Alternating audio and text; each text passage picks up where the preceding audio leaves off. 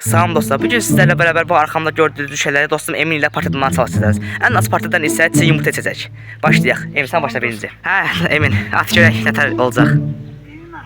At. Olmadı. Bir şansın getdi. 3 şansın getdi. 2 şansın qaldı. Bax, ata bilməsən var, çiğ yumurta içsən Emin. Yani normal ben attım.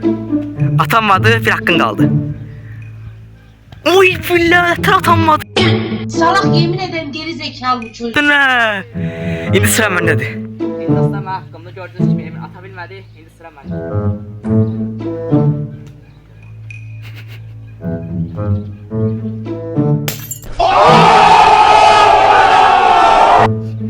Bir tanesini vurdu kanka. Ay bile çiğ yumurta çekeyim. İçi gitti ele mi? Ha. Aldı ikisi.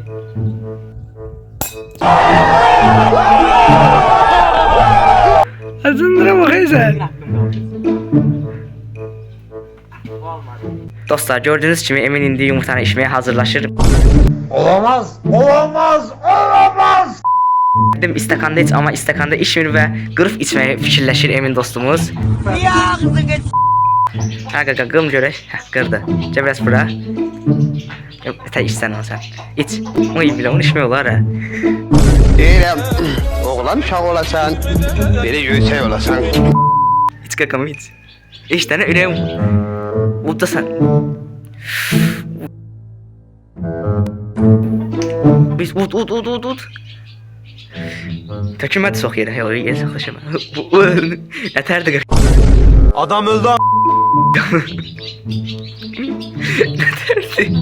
Dostlar gördüğünüz gibi Emin'in son halı budur maalesef. Ve yumurtanın içtiği eline bakın. Ve dostlar bir videonun sonuna böyle geldik. Böyle videonun devamı için abone olmayı ve like atmayı unutmayasınız. Görüşmek üzere.